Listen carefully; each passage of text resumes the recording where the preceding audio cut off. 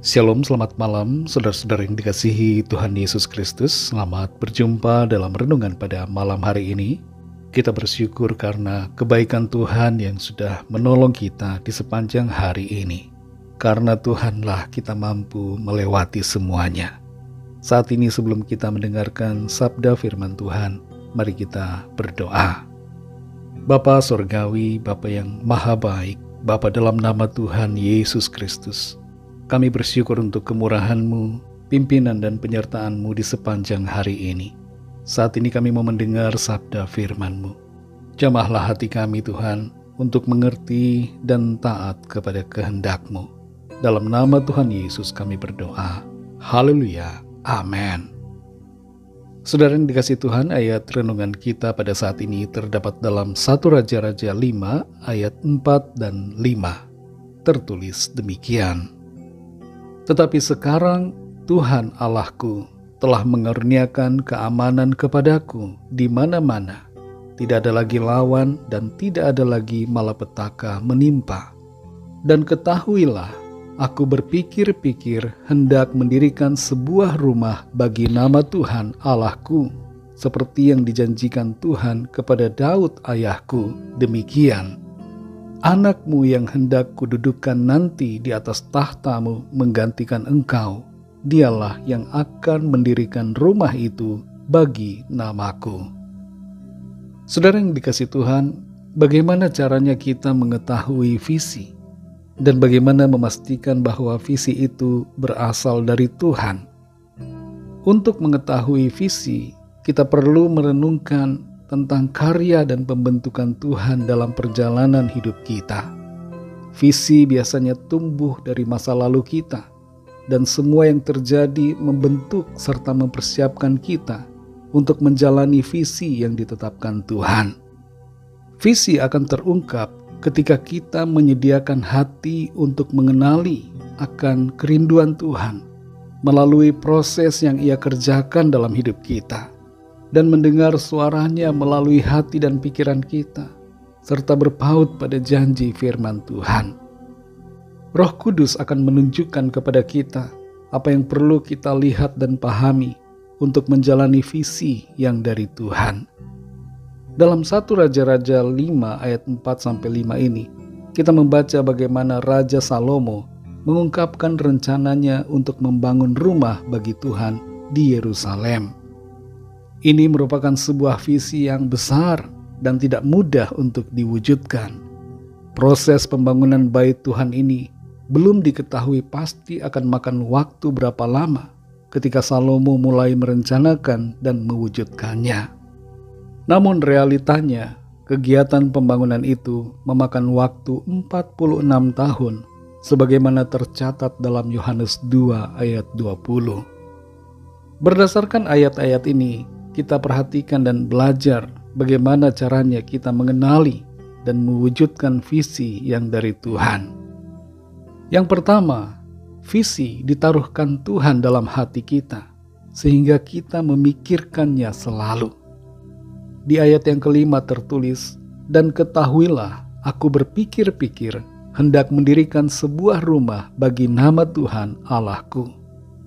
Salomo memikir-mikirkan untuk membangun rumah Tuhan.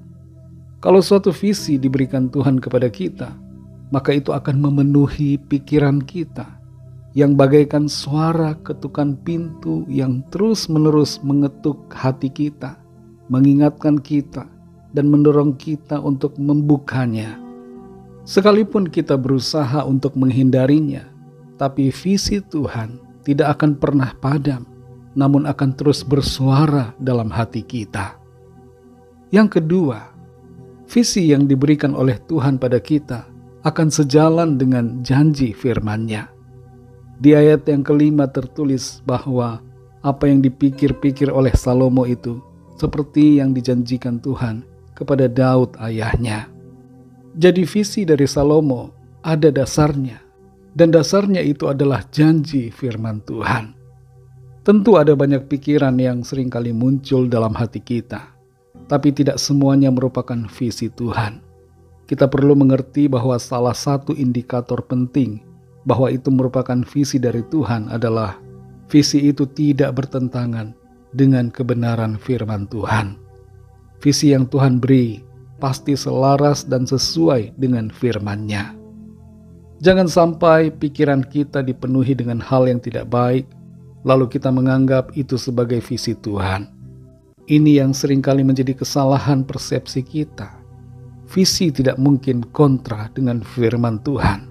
Tidak mungkin visi berlawanan dengan janjinya. Yang ketiga, visi dari Tuhan akan disertai dengan jalan yang Ia sediakan. Di ayat yang keempat tertulis, "Tetapi sekarang Tuhan Allahku telah mengaruniakan keamanan kepadaku di mana-mana. Tidak ada lagi lawan dan tidak ada lagi malapetaka menimpa." Untuk membuat visi itu berhasil, Tuhan mengaruniakan keamanan dalam masa pemerintahan Salomo, sehingga ia dapat mewujudkan visi tersebut. Di mana ada visi, pasti ada penyediaan dari Tuhan. Saudara yang dikasihi Tuhan, mari kenali visi kita. Tuhan menaruhkan visinya dalam hati kita masing-masing. Setiap kita pasti punya visi dari Tuhan, dan karena itu jadilah peka untuk mengerti dan ujilah visi itu dengan firman Tuhan. Visinya pasti tidak akan berlawanan dengan kebenarannya. Kalau kita sudah tahu apa visi kita, wujudkanlah visi itu dengan mengerjakan apa yang menjadi bagian kita dengan penuh ketaatan dan kesetiaan. Tuhan akan menolong dan memampukan saudara dan saya. Mari kita berdoa. Kami bersyukur Tuhan untuk firman-Mu yang sudah kami dengar, yang mengajarkan kami untuk kami dapat mengenali visi yang Tuhan berikan kepada kami dan mewujudkannya dalam kehidupan kami. Kami sadari saat ini bahwa apa yang Tuhan taruhkan dalam hati kami sebagai visi-Mu akan terus bersuara, dan tolong kami ya Tuhan untuk mampu memenuhi apa yang menjadi visi panggilan-Mu, sehingga hidup kami tidak sia-sia, tapi kami dapat menggenapi rencana-Mu, menggenapi visi panggilan-Mu dalam hidup kami. Kami percaya Tuhan yang memanggil pasti akan setia menolong kami. Tuhan yang menaruhkan visi itu pasti akan menyediakan jalan, sehingga kami mampu mewujudkannya dalam umur hidup kami. Malam ini kembali kami akan beristirahat. Kami mohon berkat perlindungan-Mu Tuhan atas setiap kami. Lingkupi kami dengan kasih dan kuasa-Mu. Kami bawa kepadamu setiap pergumulan kami masing-masing. Biarlah Tuhan melawat dan menyatakan kuasa mujizat-Mu bagi setiap kami. Kami serahkan seluruh hidup kami ke dalam tangan-Mu. Kami percaya Tuhan menuntun kami masuk dalam penggenapan-Mu yang baik dan sempurna. Dalam nama-Mu yang kudus, nama Tuhan Yesus Kristus, kami sudah berdoa dan mengucap syukur. Haleluya. Terimalah berkat Tuhan. Tuhan memberkati engkau dan melindungi engkau. Tuhan menyinari engkau dengan wajah-Nya dan memberikan kasih karunia. Tuhan menghadapkan wajah-Nya kepadamu dan memberikan damai sejahtera. Berkat anugerah dari Bapa Surgawi, kasih karunia dari Tuhan Yesus Kristus, dalam persekutuan dan penghiburan Roh Kudus, menyertai kita semua, sekarang ini dan sampai selama-lamanya. Dalam berkat nama Tuhan Yesus Kristus. Haleluya. Amin.